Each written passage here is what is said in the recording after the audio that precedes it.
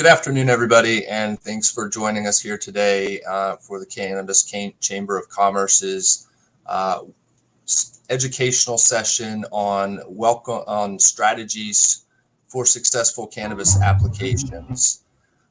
We've got a great panel set up today of some of the industry's leading experts, and I'll actually turn it over to them now. Mr. Hirsch Jane, if you will join us, please. Cool. Thanks so much, Matt. Appreciate it.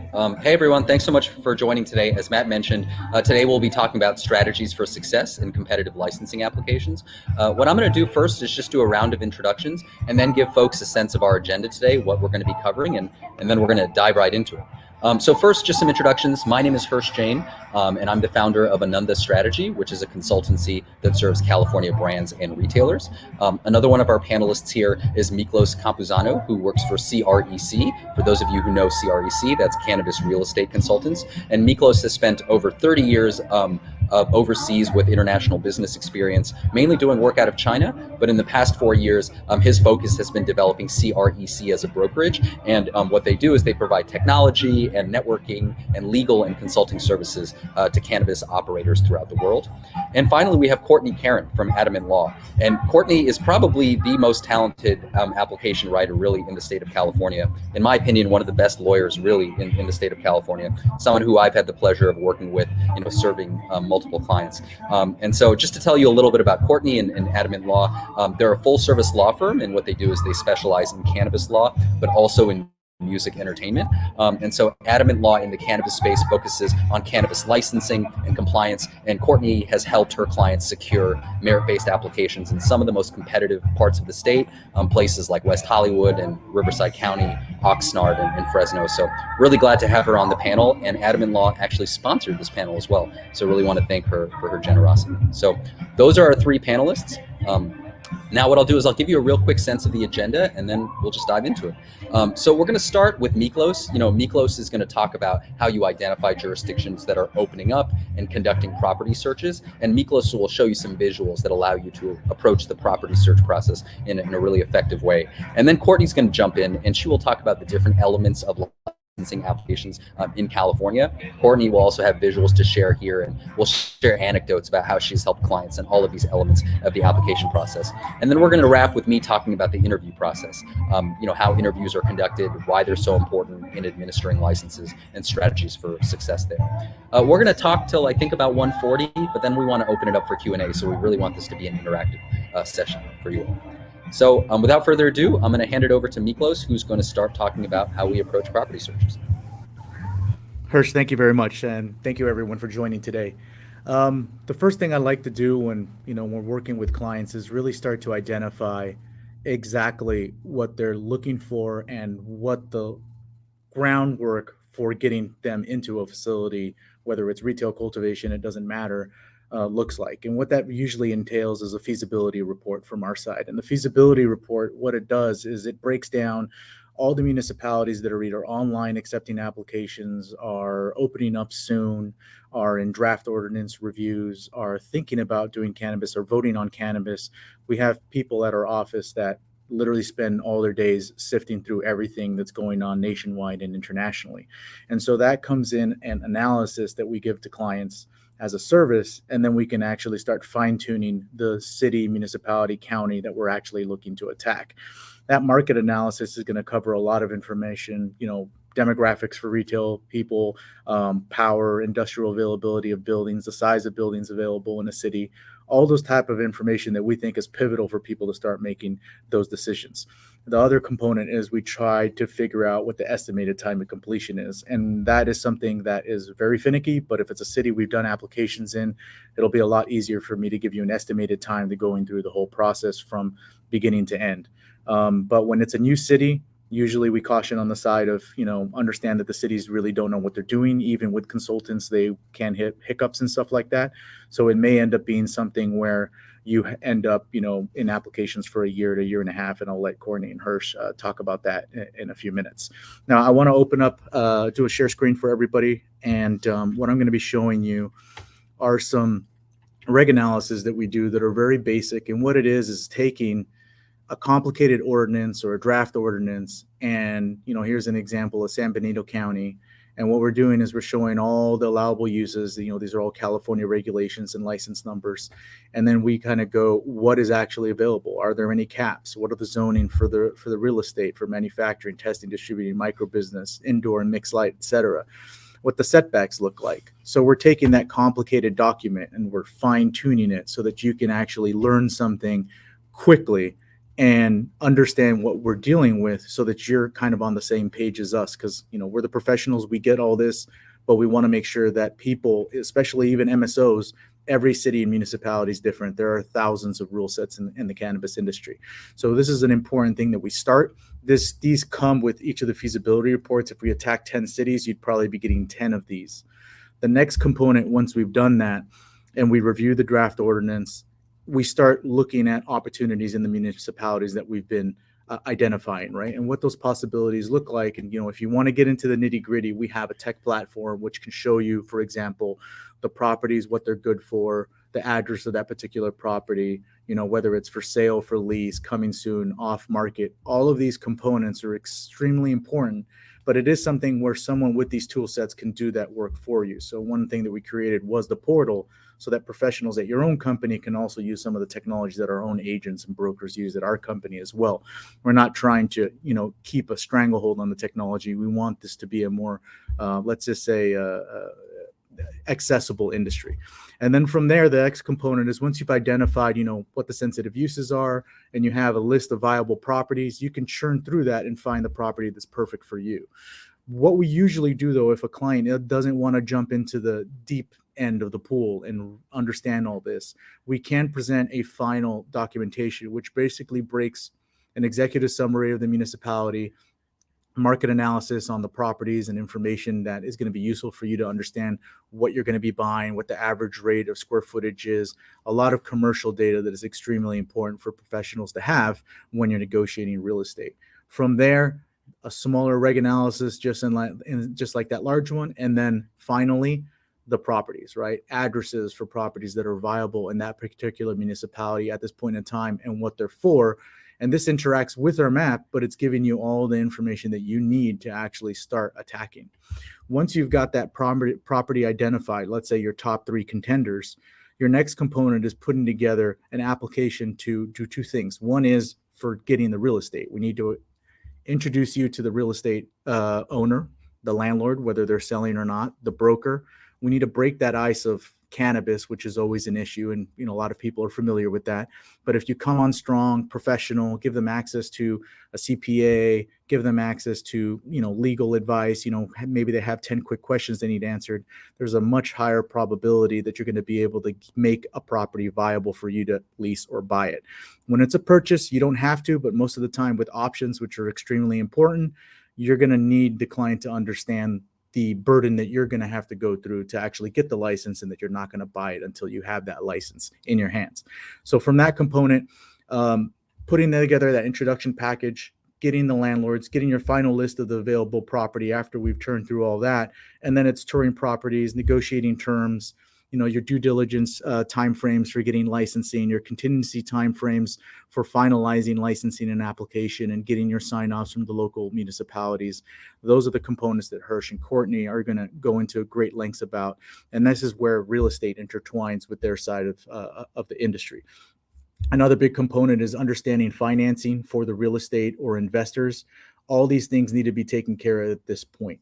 If you're going into one of these ventures without that component in tow, you may end up running out of funds. And we see a lot of that on our platform as a brokerage, real estate with licenses where the operator just ran out of cash. So it's very important, we feel, both for the security of the landlord and the seller, and of course as a brokerage, is that all sides of the transaction have the funds necessary to get this to the back end. Now, as we go on to applications, I'll let Hirsch and everyone speak about that, but there's a lot of intertwining things with real estate still. Affidavit from the landlords, and affidavits from anyone else. If it's in a trust, there's going to be a lot of documentation going back and forth in coordination with the real estate component when Courtney and Hirsch or any compliance people and application specialists are going to be working on your project. So from there, I'll pass it on to Hirsch and Courtney.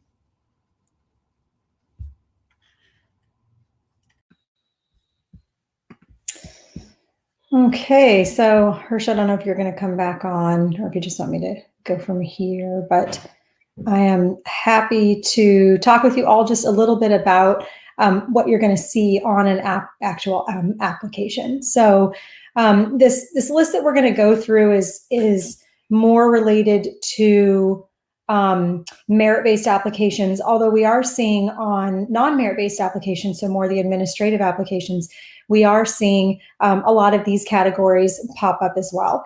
And so I'm going to share my screen, and what I've done here is I've pulled up the most recent application from, let me see which city I pulled for you. This one looks like Ventura, I believe.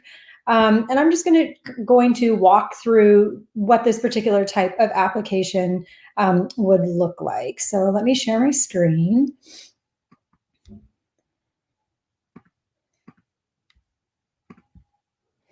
Okay, so hopefully you can all see this PDF here. So each city is going to put out some directions for everybody to follow when they're getting ready to prepare an application. And it typically looks something like this. And the first part that you're going to see here, it's going to have the selection process and how they're going to break it into phases so that you know exactly how the process is going to work. The most important part of this, and Hirsch is going to speak about this a little bit when he talks about interviews, is the differentiation between phase 2 and phase 3. And so phase 2 is your written application. For this particular city, you can see that there's 4 sections that they're including: business plan, labor and diversity, safety and security. And these 4 sections right here are worth 1,200 points for the written application. So of the 200 pages that they give you, they're going to go through only these 4 sections, and they're going to score these 4 sections to decide whether or not you get to move on to this next phase, which would be phase 3. And for this one, it's interviewing. You can see for phase 3 for this city, they changed it to qualifications, neighborhood compatibility, community benefits, and proposed location. Point values also changed. Now it's worth 2,000 points. Typically, these 2 scores will be combined in some way, and then they will come up with who the winners are. So what happens in each one of these sections? What on earth do you talk about? Well, we're really lucky because majority of the cities that put out an application process really break this down for you. But something that we learned recently is even though they break this down with some items they want you to address, the points that they're giving you for each one of these sections may not be solely based on what you're seeing here, on the instructions. So an example of what I'm trying to say there would be for the city of Fresno, they required that you provide a qualification section and resumes. In your resumes and qualifications section, when you look at the way that they divvied up their points, it had a point total, just like you see here, for a particular section. But when they showed you the breakdown of how you were given points, they dissected resumes and gave specific points to different items that appeared on resumes. But that was not something that an applicant necessarily was aware of at the time of applying. So while you're generally given a broad score, you're not ever really made aware of how each and every section is going to break down where scores are concerned. Typically on a business plan, you're always going to see something related to finances. So there's going to be different budgets they're going to ask you for. They're going to ask you for a proof of capitalization. How are you going to pay for this project? Pro formas, typically it's for 3 years. And they're going to want to see a schedule for the beginning of operations. So how quickly are you going to be able to take this process from submitting this application to opening the actual business? Business plans are filled with daily operations. And so you need to know how you're going to operate this business. This is not just a run-of-the-mill business plan. This is the detailed, intimate ways that you're going to comply with the law in the cannabis industry, standard operating procedures. And so they want to know, day-to-day operations which meet the industry best practices for this type of cannabis business. And then they break down day-to-day operations a little bit further here. Your check-in process, for example, number of customers you're going to serve per hour, product line of which you're going to sell, where are you going to get these products. They want to know how you're going to receive products into your facility. They're going to ask you about complying with local and state laws. And they're probably also going to want to know how you're tracking and tracing all of your products. And you can see here, this then breaks down into distribution, manufacturing, and testing if you're filing something other than a retail application. Labor diversity and inclusion plan used to just be called labor plan. Now we're seeing diversity and inclusion plans in almost every jurisdiction.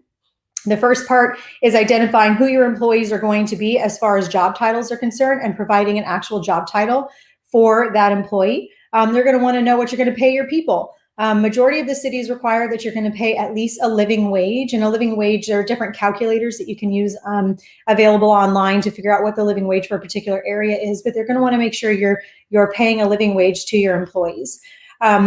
This section right here is really pretty important, and we're seeing this pop up more frequently. And unfortunately, there aren't a lot of examples of what the cities actually want to see here, but that's also good because it gives you some real room for creativity. So under diversity and inclusion programs, it's exactly what it sounds like. They want to make sure that you are hiring from a diverse workforce from within the community. Majority of the cities and counties will want to see that you're hiring people from within the city and county. A lot of them will make you even make a promise as to the percentage that you're going to aim to hire. And they'll also ask you, how are you going to reach out to the community to make sure that you're hitting different cross sections of the community that may not otherwise become aware of jobs that you could have available to them. Providing compensation and opportunities for continuing education and training of employees is also something that is on nearly every application in the merit-based system, not so much on the non-merit-based side, but it certainly doesn't help to include a program like this in your plan. You want to make sure that you are continually educating your employees, whether this is through seminars that you throw within your own business, whether you give a stipend to allow employees to attend school or programs online. The city wants to make sure that as the industry progresses, that you are also progressing in your business and making sure that your employees are always, up to date on different compliance regulations and industry best practices. Right here, they want to know about benefits. Benefits. It's a really big thing. I haven't seen anybody place in the top scoring applications in a merit-based process that doesn't offer benefits ever. So you've got to have some sort of benefit plan put together. Some folks will offer full-time benefits. Others will offer, benefits to part-time employees, and some of them will even require employees to contribute. But you have to come up with some sort of plan, and that will have to be itemized in your pro forma as well. And then they want you to talk about some will want you to talk about whether or not you're locally owned and whether you're going to be locally managed. For some businesses, you may not have your manager picked out at the time that you're putting in an application, and that's okay.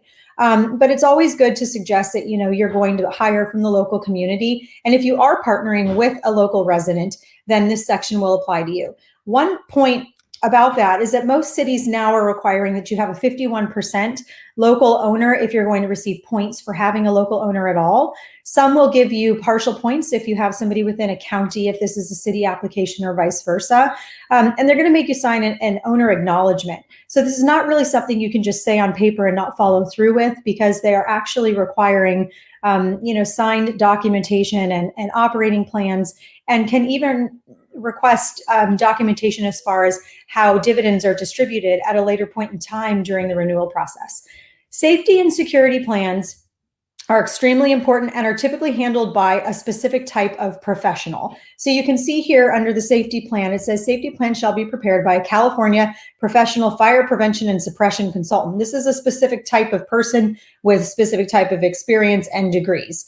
There are plenty of them in the industry. Any consultant, lawyer working in the cannabis industry could certainly provide you with a list of names, and you would go directly to that person and have them draft this plan for you. And that discusses accident and incident reporting, training, waste management locations. This is kind of a new one we're seeing pop up in this safety plan. And also your fire prevention and suppression measures. What type of equipment do you have on site? First aid kits, fire extinguishers, where are they located? Are you training your people on how to get in and get out in an emergency? And all of that would be part of your safety plan. Your security plan, exactly what it sounds like. How are you securing this property against intruders and diversion of product? Security plans are also done by, it says here, a professional security consultant. It is true, some cities don't necessarily require for the application process that you have a paid professional security consultant, but I think that all major operators in the industry have a pretty good relationship with their security consultant at this point in time. And those are the folks that you're going to be competing against. And so my suggestion is always to use a professional to prepare your security plan. And that's going to be talking about the cameras, where they're placed. Do you have alarms on your windows? What type of surveillance are you using? Do you have security guards on site? Are they armed? Are they unarmed? How often are they on site? What type of perimeter security do you use? Do you have lighting? All of these things become pretty important when it comes to your security plan. On qualification of owners, this section moves around. Sometimes it's part of your business plan. Sometimes it's a standalone. This is where you get to brag. Talk all about the people who are part of your business, who are the owners, who are the operators, what industry do they have in the cannabis industry knowledge and experience do they have? And if they don't have the cannabis experience, what experience do they have in a like business that will help contribute to the cannabis industry? And the last couple of sections, they actually cross over quite a bit. Neighborhood compatibility, how are you going to integrate into the neighborhood? So how are you going to move into a neighborhood and not tick off all of your neighbors? What are you going to do to mitigate odors and waste that may be caused from your operating of your business? How are you going to abate nuisances? These are all different aspects of the neighborhood compatibility plan that they'll want to see. Proposed location, where are you locating? Are you zoned correctly? Do you have a floor plan and a site plan prepared? And also, some of them will ask in the proposed location section, again, about your neighbors. What type of parking do you have available? What's the ingress egress going to be like? All of these are related to the property that you've selected and how your business is going to fit perfectly in that particular property. Community benefits is my favorite section of all applications, because that's where you actually get to take your heart and bring it into the application and say, we are going to change our community by having our cannabis business here in these ways. Sometimes the city or county will require you to have particular money that you promise. Some of them will just ask you to tell them, how much money are you going to give? What are you going to do with the money, and what organizations are you going to support? This is a real place for you to show connections that you have in the community. It's a real place to show ways that you've given in the past and how you can make a positive contribution to your city. What I wanted to show you real quickly before we turn this back over to Hirsch is an example of it's not going to let me show you that, I don't think. Let's see if we can.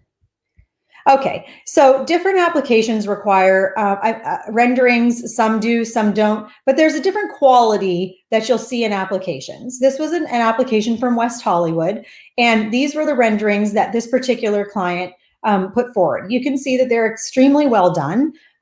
They're detailed, it's professional. It's pretty easy to follow along with what their vision is for this store. This was an example of a floor plan. So you can see that each number on the floor plan shows you where different things are occurring down here in the property. And it's a pretty clear idea of what's happening. I pulled this, here is a site plan. So this shows you the outside of the building, the parking that's associated, as well as all of the different, has a second floor. So this was all of the different attributes to the second floor. I want you to take a minute to look at this, and then I want you to take a minute to look at this. This is a site plan that I pulled from another application, and this is what they submitted. You can see that if you submit this second document here, and you try to compare that to something like this, it's going to be quite difficult for the city to even determine from this what it is that you're doing. They've written here that this is the store on the particular site, so these must be other buildings, I'm assuming, and there must be parking or a building back here, but you have really no idea of anything else surrounding this location. It is true, most locations are going to ask you for specific things on your site plan, but really this was just for me to help you understand a little more clearly the difference between submitting a professional application prepared by somebody who understands how to prepare applications, or by presenting something on your own without really taking into consideration that points are being given for each section. So I think that's about as quickly as I can summarize a rather complicated process. And we'll turn this back over to you, Hirsch. Cool. Thank you so much, Courtney. So Courtney just laid out the elements of the application process. What we're going to talk about next is the interview process, and we'll walk through a few different ways that cities are administering their interview processes. And I apologize, I was having some technical difficulties earlier, so I hope you all can see and hear me.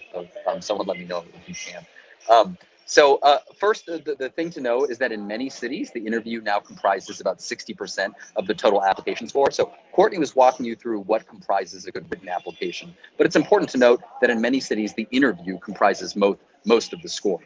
In addition, in many cities, the majority of applicants are now scoring very highly on the written application, scoring 98% or higher. And so as the interview scores are more heavily weighted now than the written application, and there's often a greater divergence in people's interview scores and less of a divergence in their application scores, the real takeaway there is that the interview process is now where these applications and licensees are won and lost. And just to give you a really specific example of that, Redwood City recently authorized cannabis retail. These are very desirable licenses because Redwood City, which is in the Bay Area, is in an area of San Mateo County that really has limited cannabis retail. There were 28 applicants who applied for 6 licenses, and 18 of those applicants scored 98% or higher on the written application. But the application was worth only 1,200 points, whereas the interview process is going to be worth 2,000 points. So I know that's a lot of information, but just want to emphasize again, the written application is worth 1,200 points, whereas the interview is worth 2,000 points. And because the application scores coalesced so much, the interviews are going to be where these processes are won and lost. So just a few things about the interview process. First, now cities are limiting who can participate in the interview process. That's generally owners and executives of the cannabis business. And many cities are now capping at 3, and some other cities are capping at 5, the number of folks that can participate in the interview. The other thing to know about the interview is that there's a standard set of questions that is generally asked in the interview. You can expect the chief of police to ask you about your security plan. You can expect the city manager to ask you what you're doing to reduce youth use. And so what you really want to do going into the interview is just really be prepared to answer the questions you're likely to receive. A third thing to flag is that often in these interview processes, a slide presentation is called for. So you'll really want to make sure that you are working with someone who is capable of distilling your story as an applicant into a series of slides that you can present well. So that's the first thing to know. The interviews are really important, and they're going to comprise a big portion of how these licenses are awarded going forward.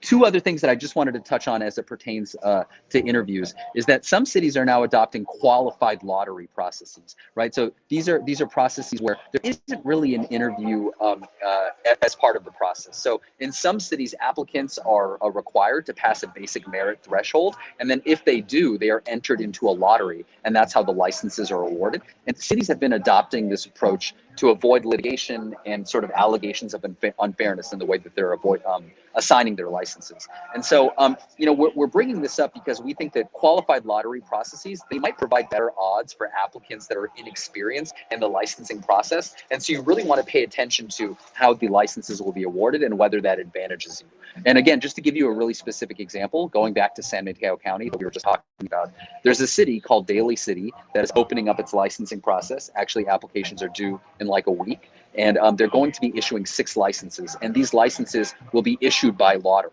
So that's an example of a license that is incredibly valuable, and maybe someone who is a little bit less experienced in the application process may have a better shot at winning one of those licenses because there is a lottery.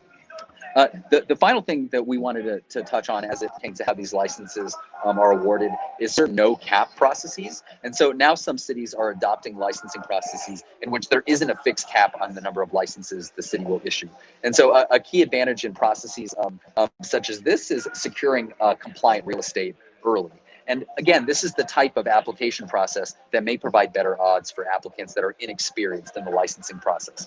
And again, just to provide you with a few examples of this, many of you may know that Costa Mesa recently had a retail licensing process. And in its process, it's not going to cap the number of retail licenses it's issuing. The only key thing there is securing compliant property. Another couple of examples of cities that are adopting this are cities like Hemet and Guadalupe in Southern California. So I think the summary there is, number one, interviews are now becoming a bigger part of these processes. So it's important that you're on top of your interview game after you've submitted a great application. But there are also some processes that have a qualified lottery and no cap. And so if you're a less experienced applicant, that may be your best odds for securing a license. And it's important to pay attention to all of those nuances. So I wanted to just take a moment to talk with everybody about what this all cost. I think each one of us on this panel are often asked, well, how much does it cost to apply for a cannabis license? And so I thought it would just be helpful to take 1 minute and go over with you some of the expected cost in relationship to filing license. And it should be noted that this is pretty broad, what I'm going to share, because everybody's charges something different. It really just depends on what the professional you're working with is going to charge. But some of the things that you might see, and I just shared my screen. So let me see if they'll put that. I'm not sure. Oh, there it is. Okay. So city application fees. These are what you're going to pay to the city or county to apply. That could be as low as $2,500. It could be as high as $25,000. Some cities require a deposit, like the city of Stanton. I think you have to pay a $100,000 deposit in order to apply. So it really does just depend on the city. So I can't really give you a better analysis of that other than this wide range. Security plans, $2,500 to $6,500 seems to be about the going range if you're a returning customer for a security expert. A lot of times they'll give you a discount because much of your business is going to operate the same in different cities. And so they'll be able to break that down for you a little bit. Same with your fire safety plan. I've seen them as low as $2,500 and as high as $10,000. It's budget consulting. So if you don't have a CPA that can do your budgets and your pro forma for you, or a consultant that's already doing that for you, it's probably going to cost you between $1,000 and $3,500 to get somebody to put together those types of budgets for you. If your application requires an FPE, it's another probably $1,000 to $2,000. Every single client that I represent uses a graphic designer for their applications. To me, the appearance of the application is extremely important because this is the first impression that you're making in front of a city council, a county board of supervisors, or even a consultant that's scoring it. Is this to suggest that you're going to lose if you don't have a graphic designer? No, it's not. Because I have seen applicants apply that have absolutely no graphic design elements and still win the licensing process. This is a little bit of a personal preference. In lotteries and in no caps, I would probably advocate not for spending that money, but merit-based applications, I typically suggest a graphic designer, and that could run between $1,000 and $5,000. You're going to need an architect. It doesn't matter where you're applying or what type of process it is. You have to have floor plans and site plans. Whether you choose to do renderings is completely up to you. Some cities required them early on. It doesn't seem to be a requirement now in very many cities or counties because of the costs associated. That could be $2,500. It could be $10,000. Just depends on the architect you're using. Business plans and budgets, I accidentally put that on there twice. Same thing as above there with your budget for consulting. Local donations. And Megan, we saw your question and we'll get to that. But with local donations, some people give nothing during the application process. Some people give $20,000. That is a personal choice that you can make. I will openly say I have clients who have given nothing who have won. I have clients who have given thousands of dollars during the application process who have won. So that's something you can discuss specifically with the folks you're working with on your application. Property zoning verifications, that's required by the city when you choose your property. It's $250 to $1,000 typically, sometimes less. Background checks usually range between, this says $100, but Fresno, for example, is $69. And so it could be as low as that, up to $1,500 or more per person.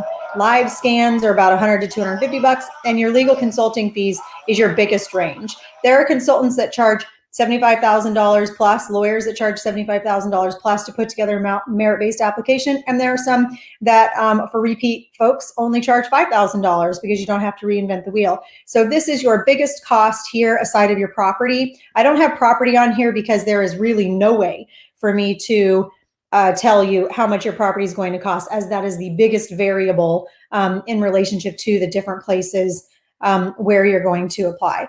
And the last point that I had on my notes here was, why do you use professionals? Using a professional to help you through this process is really important because most of the time, We all know the process. We've been through this a lot. Each one of us, for example, has clients that will work with us on different application processes time and time again.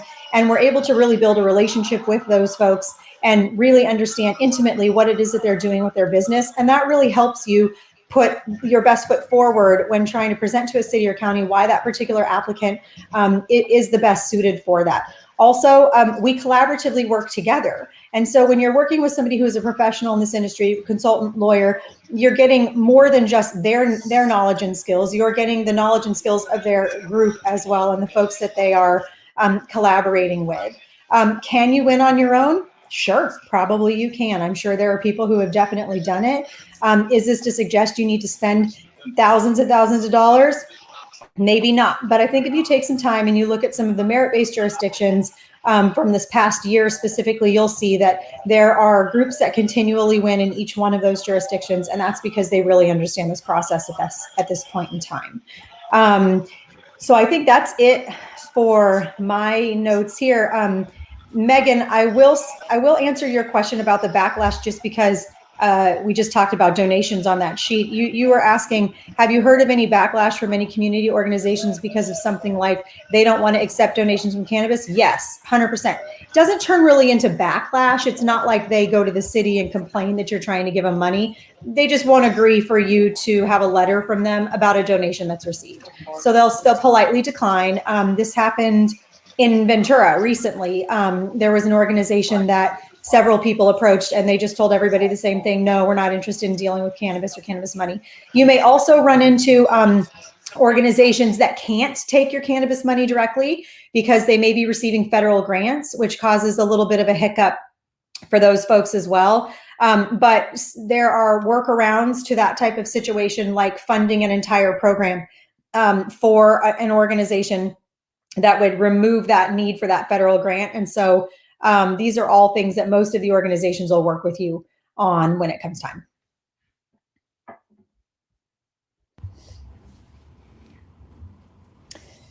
So thank you so much, Courtney. Yeah. Okay. I'm like, well, what's next?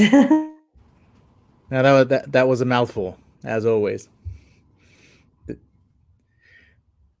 So touching on some of the property things, just to give people an idea time frame wise, the longer you wait to buy a property or lease a property in the city, the price goes up. I mean, we can't tell you what it's going to cost, but we can tell you as you get closer to certainty and there's less chance of failure or more clarity from the draft, it's no longer draft, it's now law, price goes up. The more people that know about cannabis, price goes up. The more people that are putting offers on property, the price goes up. So just keep in mind expediency, not letting things slip through your fingers are probably the best way to save costs on property, and having a good team that can put an application together, go through the due diligence and do that is essential in saving money. It may save you your whole application cost if you act quickly. And I just want to say, if you have any questions that you'd like to ask us, if you want to go to the comment box, you can put your question right in the comment box and we'll go ahead and answer those for you now. There's a property question in the comment box. Do you want to take that? Yeah. Sure. Oh, so Lord, Matthew, cool. Yeah, that's a great question. And when you're talking about securing property before zoning and sensitive uses are finalized, you can take a look at other cities, and we do what are called predictive analysis. And what we do is we look at worst case scenarios. So as an example, we can use San Diego as the most restrictive city in the history of pretty much every city I've ever worked in. And if you use sensitive uses to that level, and then you're using zoning, which is very traditional. So, commercial zoning for retail, industrial, M1, M2, M3 for industrial. It's important to look at all of those, put it on a map. And once again, I can divert back to the map if you want. I can share that screen again. But what that's going to allow us to do is actually identify, give me 1 second, please, identify properties earlier than the ordinance being allowed. But what it's going to do is allow us to actually find, like, we can build this map before the draft ordinance is done. We can have an idea that these things are going to be where the properties are going to be. And a lot of clients, because we've built these and cities have actually used our maps and counties to revise their own maps because they didn't actually understand what they wrote. There's a confidence level where you're probably in the high 90% that this is going to be fine. The only time where there are issues is if you don't walk the areas. And, this is something we didn't get into too much, but walking the area to see what's going on in the area, what type of community it is. There are these hidden elements of sensitive uses that haven't popped up through databases, such as, where schools are, daycare, K through 12, et cetera, and any of the other sensitive uses that are general. There are other hidden ones in there, which may be an obstruction to you getting licensing. So those are really the only variables that are left. But with predictive analysis, we're, more than 95% confident that you're probably going to be fine. And one of the things, even if we're talking about draft ordinance, pre-draft ordinance, we're pretty confident with that. The other question that I saw was that, is it the same for delivery? And was that question in relation to the pricing of real estate increasing, or was it in relation to pre-ordinance things? Can you please clarify?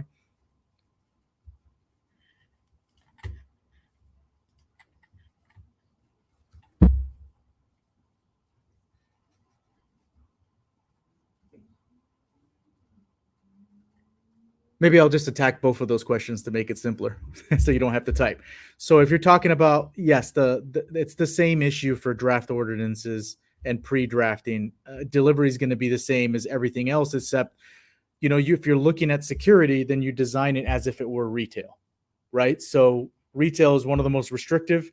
If you design your predictive analysis to that component, then you'll be fine. If you're talking about pricing, yes, it's the same. I mean, every cannabis use type, as time goes on and more people are looking to lease that property or buy it, you're now competing against other people. So if you've waited to the point where other people can identify that piece of real estate, you've already entered into a, market-based pricing, and that's cannabis, right? So if you got 10 guys fighting over the same property, the price is going to go up. And so your trick really is to do it as early as humanly possible, or secure multiple options. Then when you get clarity, close on the one or two or three, depending on what type of use type you're going after, are the ones you want. And I think that's probably one of the best ways to do it is, one of the things that we do is we attack off-market properties. Find me something with a tenant. He's going to be out in a year or so. That's my perfect property, because now I'm handing additional money to the property owner on top of his current tenant, but I'm just buying an option to potentially at a later date lease this property if all the stars align, which is the draft goes in my favor, zoning's good, sensitive uses, I get my applicant. Once that whole process is done, now you can execute your option. Those are one of the best ways to save yourself money. And if you get it early, they're not going to get wind of other people, and they can't give other people options, and you make sure of that in your contract. And especially important with retail, because I'm pretty sure everyone's familiar with license stacking. And if I could just make a comment there, you hit it, what I was just about to say, and that is make sure that you have it in your contract. One of the biggest issues that we're seeing with folks securing properties is that cities will give you a timeline, and they'll have you believe that you're going to be in and out of this application process in 60 to 90 days. And 1 year later, they're still scoring your application. And that can be very, very cost heavy for folks that are applying. A good example to this would be, anywhere, but let's look at Fresno because their results are the most recent. So applications in Fresno went in November, December of 2020, and results were just finalized 2 weeks ago.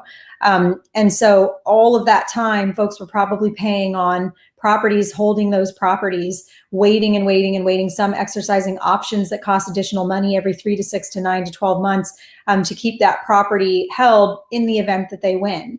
And this is something that you want to make sure is laid out very clearly in your real estate lease or purchase sale agreement. And also you want to make sure, if you can, that you can get a contingency clause in there that says that if you don't win the application or you're not selected to move on in the process, that you have no continuing obligations. And one of the toughest cities for contingencies that I've seen was Costa Mesa. A number of clients came to me and said they won't accept a contingency. So what's the odds we're going to win? And by win, they just mean make it through the process, since that wasn't exactly a merit-based process. And I can't give them the answer. I don't think anybody here can give you the answer on that. It really just depends on how they view the materials that you're turning in and how quickly that CUP process goes and the CBP process, if there is one, and so on and so forth. So not exactly uncommon to see contingency clauses in these agreements, but it is a deal point that you want to make sure that you're looking out for yourself when it comes to that. And I'll say my biggest gripe with any client is that they wait too long to get properties. It makes it so much harder. It makes it harder for us to prepare an application for you in a timely manner, and it makes it harder for you to find the best property that you can. The earlier you get on the wagon and start searching around for the properties, the better off you're going to be, even if there is a cost that's associated with holding a particular property. And stacking is something that's terrible. There are very hungry landlord and property owners out there who will 100% stack as many applicants as they can on a particular property if the city will allow. So we are seeing some limits. We're seeing some cities say 2 applicants only on a property, and it's the first 2 who submit a ZBL. So if you don't have that property locked in early, then you're not going to be able to turn in that zoning verification letter, and you're not going to be one of the 2 that's going to be given an opportunity to apply on that property. And sometimes you won't even find that out until after you've turned in your application. Yeah, it's very important to understand your real estate, and the earlier you have options, and this is something I tell clients too, have options, because you never know what may happen. I mean, one of the bigger variables that we can never touch on is someone else applying right next door to you in a property that we didn't know was on market, and that blocks you out because somehow they were one step ahead of you, or the person working on that application was just quicker. There are so many variables in this industry, and putting all your eggs in one basket is not a good idea. Having real estate early on obviously opens up a lot of doors, and the earlier you do it, the more mitigation of the risk of cost you have, and that prolonged holding period will hurt less, right? You won't have that heavy pain that Courtney was speaking about. But to touch on a couple questions from Janisha, doing off-market real estate, the way that we do our things are purely based on statistics, right? So if a city has 500,000 properties, or a population of 1 million, 2 million, 5 million, 10 million, whatever it may be, we base all of our what we call entitlement packages based upon the population of either the community plan or the whole city or municipality that we're attacking. It's because it's just about how much work goes in to pull all that data, design a map, and create a lot of data that doesn't exist. All that stuff I showed earlier with the spatial data around the properties, that doesn't exist in the world because it's a definition defined by the ordinance. It's either your wall, your property line, the door of your property, wherever that sensitive use starts. We're going to now have to draw a spatial circle around it that creates the barrier of the sensitive use. And it's very important that everyone understands that that's the only way to do it effectively, accurately. And, it's a process that takes time. Building these things take anywhere between 7 to 15 days, depending on the complexity of the city. But it can cost anywhere from about $2,500 to about $25,000 on the high end. Most cities are somewhere in the $7,000 to $10,000 range for that type of stuff, just to give you some numbers. As for preconditional licenses, it does help with real estate costs a little bit, but you also have to keep in mind most cities don't actually know how much real estate is on the market. I don't know how many times I've gone to a city, we show them a map and we say, there's only 20 properties on the market, yet you're issuing unlimited licenses. You're going to have 400 people applying. And, case in point, you look at Los Angeles, you had 200 applicants. There wasn't enough real estate. People were stacking. People were doing a whole bunch of things. People were doing properties interimly. They didn't actually have the property locked down. They were just using it to get an application in. And now you have this flood of the people actually needing to get their license on a property right now, and they're all scrambling at the last minute. And so even with the preconditional component, I think it may help and it may not. It's really going to depend on the real estate, the availability on the market of it, mixed with your preconditional, how many licenses they're issuing, and if the city actually understands what the market looks like. And if they don't do that, it may not help you at all. And if they do some of that, then yes, that could keep some sort of inflation from coming down because you hold one of the keys, which is the license in hand. That's probably your only bargaining point. If the city doesn't help with the other motions, or the natural, framework of the market doesn't fit availability for you. And I will say there are some cities who have caught wind that the cost of real estate is making it prohibitive for folks to apply for a license in that particular city. This is not something that goes unnoticed. So the market value properties are going above market value, and there are some cities who have implemented as part of their application process, and even go as far as to enter it into their ordinance, that properties cannot be leased for a cost above what they're calling market rate. Now, market rate in the cannabis industry is not market rate in the regular retail industry. And so there's obviously an argument to be made about what a market rate would be. And when they put it in their ordinances, Fresno is an example of a city that has this in their ordinance.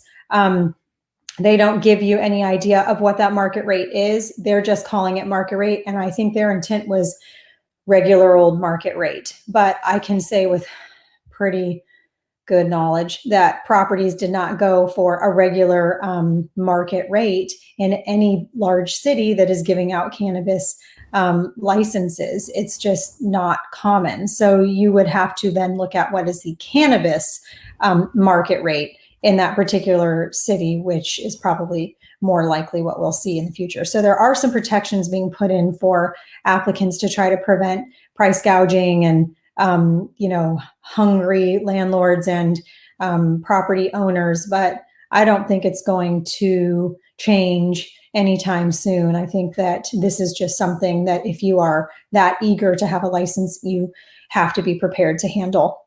There are also cities that don't require property when you apply, and then it becomes the biggest issue afterwards. Prime example, West Hollywood and Pasadena, two of the first that did an application process, allowed you to apply without having any property. And then afterwards picked winners based on an application concept. And in the city of West Hollywood, of the 8 retailers that were given licenses, I think it's 2 that are open. And this was in 2018, early 2019 that they gave licenses, that they selected the winners from their merit-based process. And there are only 2, one my client, another operator, that are actually operating their retail stores at this point in time.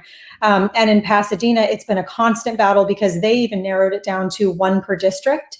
And they, it was a race to the finish. So if you were the first one with property in that district and you submitted it and got through the CUP process, then you took the space in that particular district. And now we're seeing that there's a lot of requests by folks who were given the application for that particular city, the license in that particular city, to change that regulation and allow more than 1 in a particular district, because there's literally no properties available in any of the other districts that remain open. So there's lots of different, very complicated regulations in relationship to properties, which is why it's great to have a company like CREC there for you and helping you identify what exactly is necessary in that particular city or county.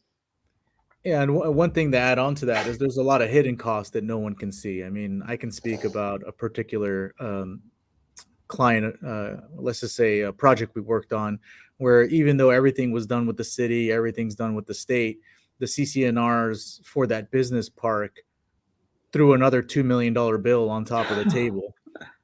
So there is obstacle after obstacle in this industry. It's very important to have people that have been burned once to actually know to not get burned again. This is a very learn as you go, learn in the frying pan kind of industry. And I think it's very, very important that people know that that's really what you're paying for with professionals usually are people that have probably screwed up once or twice, but now they've learned their lesson. I can say with confidence that there will be other things that pop up that no one sees coming. I mean, just to speak about Missouri, they went to your business plan and said, you said you'd have 100 employees. Well, day one, I want 100 employees, even though the business plan was clearly stating once they're fully operational.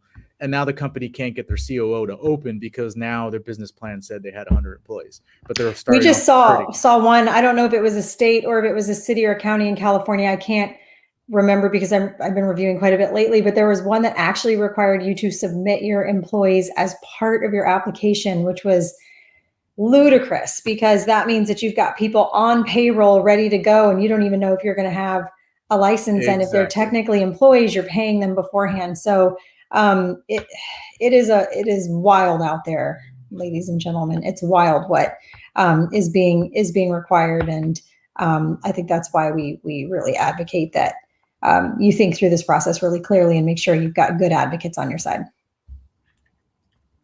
Absolutely. Any other questions before we have to head off? I think we're getting close to the 2 p.m. cutoff.